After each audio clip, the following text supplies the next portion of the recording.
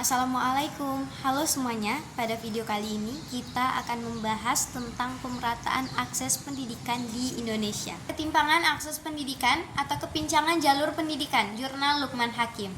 Pembangunan pendidikan di Indonesia menghadapi dua persoalan utama, yaitu perluasan akses pendidikan dan pemerataan pendidikan. Masih banyak anak yang putus sekolah, terlantar, serta tidak mendapatkan perhatian dari pemerintah, terutama terkait perluasan dan pemerataan akses pendidikan. Kesempatan memperoleh pendidikan seharusnya tidak dibedakan berdasarkan gender atau jenis kelamin, status sosial, agama, maupun geografis atau kondisi bumi suatu wilayah. Namun realitanya atau kenyataannya, ketimpangan ini masih terjadi. Ketidakmerataan pendidikan di daerah 3T, Jurnal Ahmad Syafi'i. Akses pendidikan belum merata khususnya di daerah terdepan, terluar, dan tertinggal atau 3T. Tantangan besar yang dihadapi adalah akses pendidikan, kualitas yang belum merata, serta alokasi anggaran atau proses membagi sumber dana yang belum optimal atau belum baik. Pembangunan beberapa tahun belakangan cenderung atau agak miring terpusat di daerah Jawa dan Sumatera, sehingga wilayah seperti Kalimantan, Nusa Tenggara, Sulawesi, dan Papua tertinggal. Hambatan geografis atau kondisi bumi, infrastruktur atau penunjang, dan sosial, Jurnal Amelia Vega dan kawan-kawan. Akses pendidikan yang merata masih terhambat oleh kondisi geografis, terbatasnya infrastruktur sekolah, kurangnya guru, dan terbatasnya fasilitas pendidikan di daerah terpencil. Ketimpangan pendidikan antar wilayah, Jurnal Lilis Siratosi Nasihombing dan Naufal Vekusuma. Data menunjukkan bahwa ketimpangan antar wilayah masih tinggi.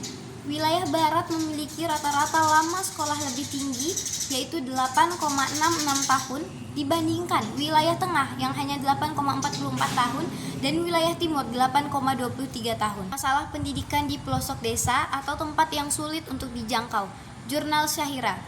Pendidikan di pelosok desa menghadapi banyak kendala atau banyak rintangan, seperti akses sumber daya yang terbatas, mutu atau nilai pendidikan yang rendah, dan kurikulum atau rencana pendidikan yang belum relevan atau berguna secara langsung dengan era atau masa globalisasi atau teknologi ruang lingkup dunia maupun kebutuhan dunia kerja. Banyak daerah belum merasakan manfaat pendidikan secara optimal walaupun pemerintah sudah berupaya. Ada beberapa tawaran solusi dari jurnal yang saya bahas tadi. Yang pertama ada kolaborasi atau kerjasama pemerintah, masyarakat, dan teknologi. Pemerataan pendidikan dapat dilakukan melalui pemanfaatan teknologi informasi untuk perencanaan kurikulum, pengumpulan data, dan pemantauan pendidikan. Kerjasama antara publik dan swasta harus diperkuat untuk mendukung pemerataan akses pendidikan, termasuk melalui program-program khusus wilayah 3T agar sejalan dengan SDGs atau tujuan pembangunan pendidikan. Yang kedua ada transfer dana pendidikan ke daerah. Diperlukan peningkatan transfer dana khusus pendidikan ke daerah sebagai cara untuk menurunkan ketimpangan pendidikan.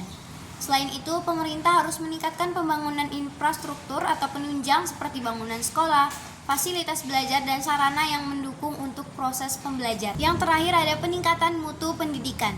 Solusi untuk pemerataan pendidikan meliputi memperkuat perencanaan pendidikan tingkat desa, memperluas akses PAUD, meningkatkan kualitas guru melalui pelatihan, membangun sekolah baru di daerah terpencil, menyediakan beasiswa bagi siswa miskin, meningkatkan fasilitas seperti listrik, air bersih, dan sarana atau alat transportasi atau kendaraan. Pemerintah juga harus berperan aktif tanpa membawa kepentingan politik.